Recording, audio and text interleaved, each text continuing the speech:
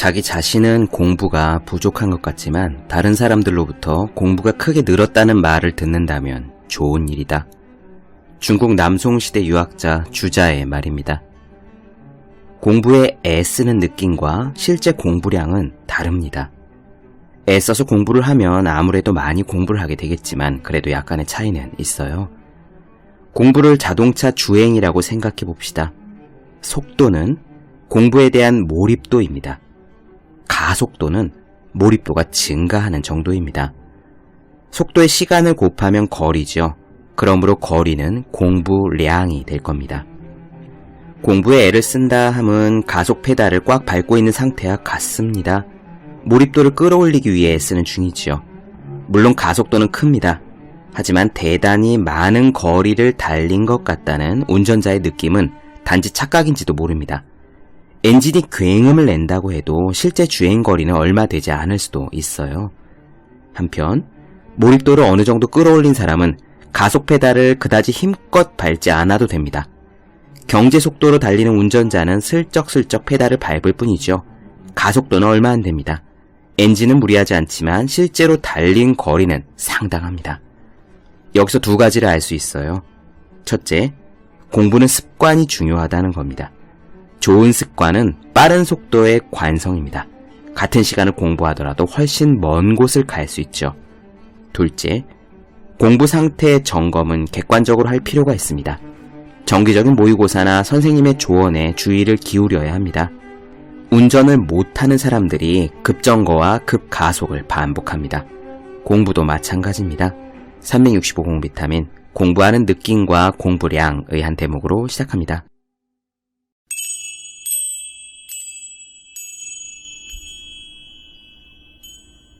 네, 안녕하세요. 본격 공부작업 팟캐스트 서울대는 어떻게 공부하는가 한지우입니다. 우리는 지금 데니얼 코일의 탤런트 코드 마지막 시간을 맞이하고 있습니다. 데니얼 코일은 어떻게 사람이 뛰어난 실력을 가질 수 있느냐라는 문제를 해결하기 위해 브라질의 축구 선수들, 러시아의 테니스 선수들, 유명한 음악학교 등 전 세계를 돌면서 그 공통점을 연구했습니다. 그 답은 지금까지 말씀드렸듯 심층 연습이었죠. 심층 연습의 핵심은 정확한 반복에 있었다는 것 기억나시죠? 반복의 중요성은 누구나 알고 있지만 여기서의 핵심은 정확한 반복입니다. 오늘 마지막 챕터는 마스터 코치에 대한 이야기예요.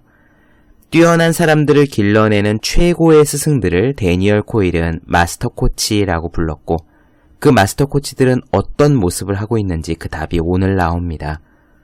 오늘의 이야기를 들으면서 우리가 가르쳤던 예전 혹은 지금의 선생님, 스승님의 모습을 떠올려 볼 수도 있고 또 만약 우리가 지금 누군가를 가르쳐야 하는 입장이라면 어떻게 할 수 있을지 그 힌트를 얻을 수 있겠죠. 재밌는 것은 마스터 코치의 가르침 방식이 지금까지 설명을 뒷받침한다는 겁니다. 실력을 기르기 위해 가장 중요한 것은 정확한 반복이라고 말씀을 드렸잖아요. 그렇다면 마스터 코치는 어떤 사람이어야 할까요? 그렇습니다. 학생들이 정확하게 반복할 수 있도록 가르치는 사람이 되겠죠. 먼저 최고의 농구 코치인 존 우든이라는 사람의 이야기를 잠깐 들려드릴 겁니다. 갈리모아 그리고 타르프라는 두 명의 교육 심리학자가 최고의 운동 코치, 농구 코치였던 존 우든을 찾아가 그가 학생들을 지도하는 방식을 관찰합니다. 이게 1970년의 일이에요. 이 내용은 갈리모아와 타르프가 우든을 지켜본 관점에서 내용이 서술될 텐데 그 두 명의 이야기는 별로 신경 쓰실 필요는 없습니다. 중요한 것은 존 우든이 어떻게 학생들을 지도했냐 그거고요. 갈리모아와 타르프는 여기서 관찰한 내용을 논문으로 썼는데 나중에 유명한 교육학계 교수가 됩니다. 존 우든의 이야기 다음에는 이어서 마스터 코치의 4가지 자질에 대한 말씀을 드릴 겁니다. 별로 어려운 내용은 아니에요. 여러분들께서 기억하셔야 할 점은 그 4가지 자질이 각각 무엇인가가 아니라 그 4가지 자질을 통해서 지도하는 학생이 정확하게 반복할 수 있도록 했다는 점. 바로 그렇게 할 수 있는 사람이 마스터 코치가 될 수 있다는 점을 기억해 주셨으면 합니다. 그리고 탤런트 코드에서 들은 내용을 바탕으로 여러분들께서 앞으로 일하고 공부하실 때 반드시 정확하게 반복하는 연습을 하시기를 다시 한번 당부드리고 싶네요. 그럼 탤런트 코드의 마지막 시간 시작하겠습니다.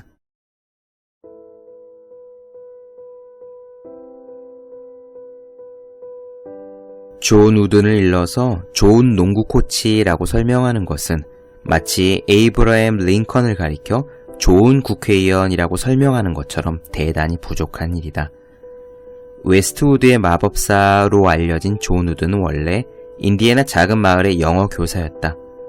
그랬던 그가 농구 코치가 된 후로 UCLA 농구팀은 10년 동안 9번을 전국 챔피언십에 출전했다. 최근에는 3년 동안 88경기 연속 불패 기록을 세웠다. 이 기록을 세운 뒤 ESPN은 존 우든을 스포츠계 전체를 통틀어 가장 훌륭한 코치라고 선정했다. 갈리모와 타르프는 존 우든의 코칭 장면을 지켜보려고 그가 지도하는 농구 코트 옆에 자리를 잡았다. UCLA 팀의 오랜 팬이었던 그들은 기대하는 바가 있었다. 더구나 두 사람도 원래 운동선수 출신이었기 때문에 오랜 세월에 걸쳐 검증된 좋은 코칭 방법이 무엇인지 잘 알고 있었다. 그들은 칠판을 사용한 강의, 용기를 북돋기 위한 일장 연설, 게으름뱅이는 코트를 돌게 하고 모범생은 치켜 세우는 엄격한 상벌 시스템 등을 기대했다. 연습이 시작됐다. 존 우든 코치는 긴 말을 하지 않았다.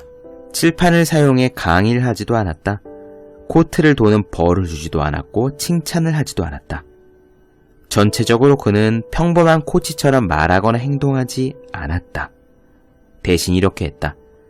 존 우드는 5분에서 15분 정도 집중적으로 훈련을 시키면서 불을 뿜듯이 빠르게 말을 쏟아냈다. 흥미로운 점은 그가 하는 말의 내용이었다. 나중에 갈리모어와 타르프가 쓴 논문 존 우든 농구 코치에게 배우는 가르치는 요령에는 이런 대목이 나온다. 우든 코치가 가르칠 때 하는 말은 딱딱 끊어지는 짧은 말이었으며 횟수가 굉장히 많았다. 강의나 장황한 설교는 없었다. 한 번에 20초 이상 오래 말하는 법은 거의 없었다. 우든 코치는 이런 식으로 말했다. 공을 부드럽게 잡아라. 패스를 받는 거잖아. 던지기 전에 드리블을 좀 해라. 패스는 절도 있게 해라. 딱딱 끊어서 패스해라. 세게 밀어붙이면서 걸어라. 갈리모와 타르프는 혼란스러웠다. 그들은 농구 코트에서 산상수훈을 읊는 모세를 기대했다. 하지만 존 우드는 거의 눈코 뜰 새 없이 바쁜 전화 교환수처럼 보였다. 어떻게 이것이 위대한 코칭이란 말인가? 갈리모와 타르프는 계속 연습을 지켜봤다. 몇 주, 몇 달이 지나자 작은 깨달음이 얻어지기 시작했다. 그들은 공책에 기록하면서 데이터를 수집했는데 존 우든의 티칭 행동을 하나하나 분리했고 총 2,300개가 넘는 부호로 나타냈다. 그런데 그 많은 말들 중에서 칭찬은 7%에 불과했다. 호통도 6%에 불과했다. 대부분을 차지하는 75%가 순수한 정보였다. 즉, 무엇을 어떻게 하라거나 혹은 언제 행동의 강도를 높이라고 지시하는 내용이 주를 이뤘다. 존 우든이 자주 사용하는 티칭의 형태는 3단계로 구성되었다. 그는 먼저 어떤 행동을 제대로 하는 법을 시범적으로 보여줬고 그 다음에 잘못하는 법을 보여준 다음 다시 제대로 하는 법을 보여줬다. 이러한 패턴은 굉장히 자주 나타나서 아예 우든 기법이라는 이름을 붙였다. 갈리모와 타르프는 논문에 이렇게 썼다. 우든 코치의 시범은 한 번에 3초를 넘는 경우가 거의 없었다. 하지만 언제나 굉장히 명확했기 때문에 교과서의 그림처럼 기억 속에 뚜렷이 간직되었다. 우든 코치의 연습 방법이 자연스럽고 무계획적인 것처럼 보이지만 사실은 전혀 그렇지 않다. 그는 매일 아침 2시간 동안 조교들과 그날의 연습 계획을 짰다. 그 다음에 분 단위로 스케줄을 기록했다. 너무 사소해서 고려할 필요가 없는 일은 하나도 없었다. 실제로 존 우드는 매년 초 신입생들에게 물집이 생기지 않도록 양말을 제대로 신는 법을 가르쳐주는 것으로 유명했다.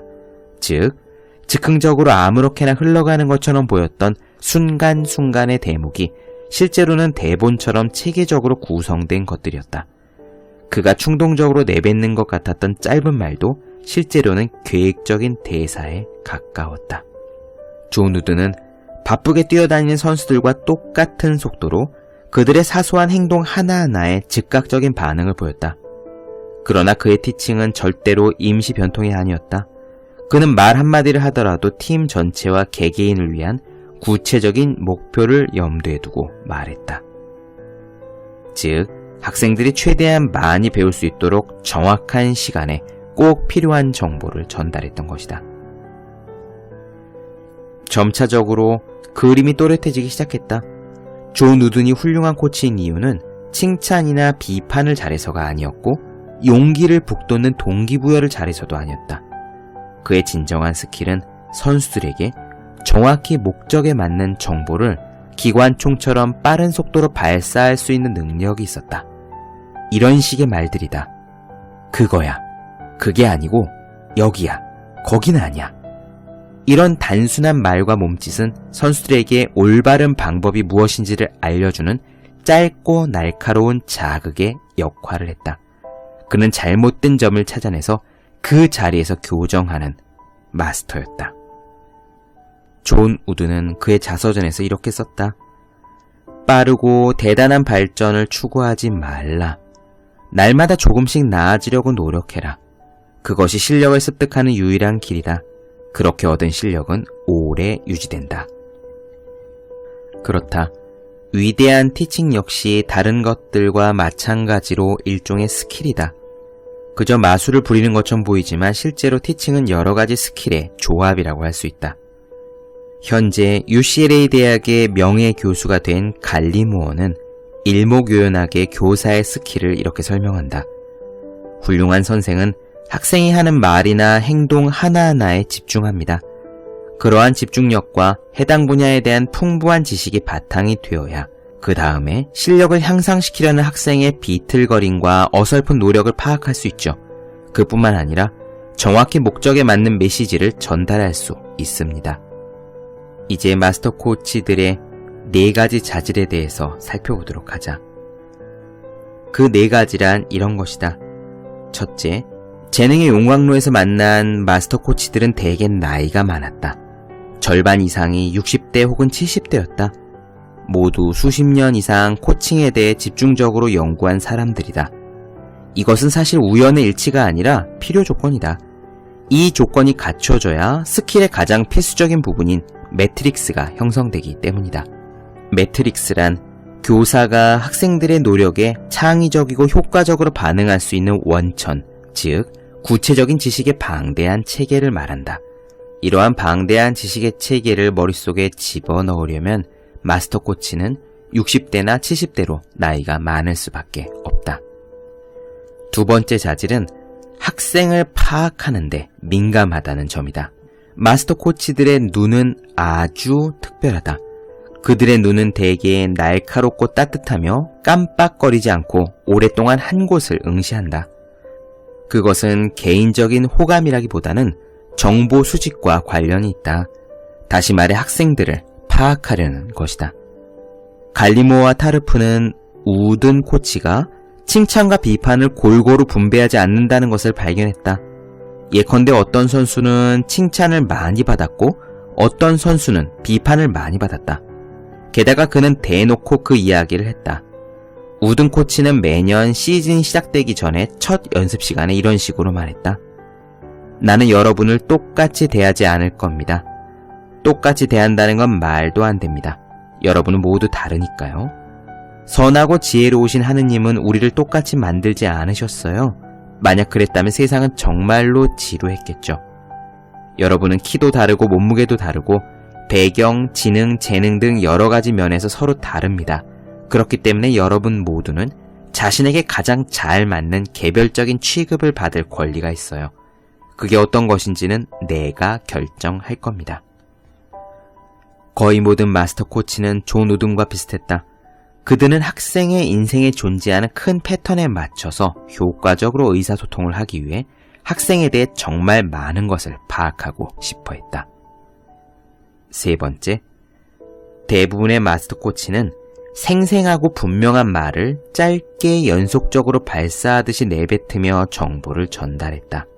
그들은 요렇게 해보면 어떻겠니? 라거나 그런 것 같지 않니? 라거나 무엇을 어떻게 생각하니? 같은 두루뭉술이한 표현은 전혀 사용하지 않고 짧은 명령형으로 말했다. 가장 흔한 형태는 이제 뭐뭐를 해봐 였고 조금 암시적으로 표현할 때는 뭐뭐 해야지 라고 말하는 정도였다. 그렇다고 고압적인 어조로 지시했다는 이야기는 아니다. 그 대신 객관적이고 긴급한 어조로 할 말을 전달했다. 마치 미로 같은 도시의 길거리를 운전하고 다닐 때 내비게이션에서 들리는 명령처럼 거부하면 큰일 날 것 같은 그런 느낌을 주었다. 재능의 용광로들을 돌아다닐 때 가장 많이 들었던 말은 잘했어, 좋아, 이제 뭐뭐를 해봐 였다. 코치는 학생이 새로운 동작이나 테크닉을 터득하자마자 바로 이 말을 사용한다. 학생이 새로운 과제를 잘 해내면 코치는 곧바로 더 어려운 과제를 제시하는 거다. 잘했어, 좋아, 이제 더 빨리 해봐, 더 세게 해봐, 이런 식이다. 작은 성공은 정지선이 아니라 디딤돌이라는 것을 학생들에게 가르쳤던 것이다. 마지막 네 번째, 많은 마스터 코치들은 연극 배우 같은 분위기를 풍겼다. 예를 들어 로버트 랜드로프는 눈처럼 하얀 머리카락을 뒤로 올백으로 넘겼고 검은색 가죽 재킷을 입고 다녔다. 린다 세프티에는 광택 나는 옷차림과 흠잡을 데 없는 머리 스타일을 하고 할리우드 스타처럼 돌아다녔다. 아예 연기 공부를 한 적이 있는 라리사는 머리에 터번을 두르고 다니며 찡그린 표정을 짓다가 어느새 환한 미소를 극적으로 터뜨리곤 했다. 그는 다양한 캐릭터를 표현할 때마다 즐거움을 느낀다고도 말했다. 아예 이런 식이었다. 나는 완전히 연기를 하는 거예요. 목소리를 높였다가 낮추기도 하고 질문을 던진 다음 어떻게 반응하는지를 봅니다. 별짓을 다 하죠. 때로는 심술을 부리거나 터프하게 나가고 때로는 만만하게 굴기도 합니다. 학생에게 무엇이 먹히느냐에 따라 달라져요. 이런 이야기를 듣고 마스터 코치가 시시하고 얄팍한 수법을 써먹는다고 속단하는 사람이 있을지도 모르겠다.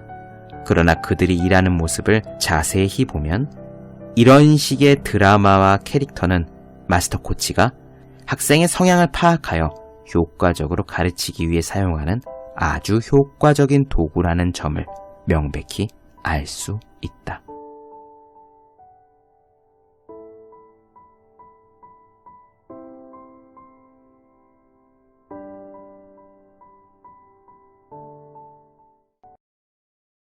네, 본격 공부작업 팟캐스트 서울대는 어떻게 공부하는가, 지금까지 데니얼 코일의 탤런트 코드 나눠드렸고, 오늘은 마지막 시간으로 마스터 코치가 어떤 느낌의 사람인지에 대해 이야기를 드렸습니다.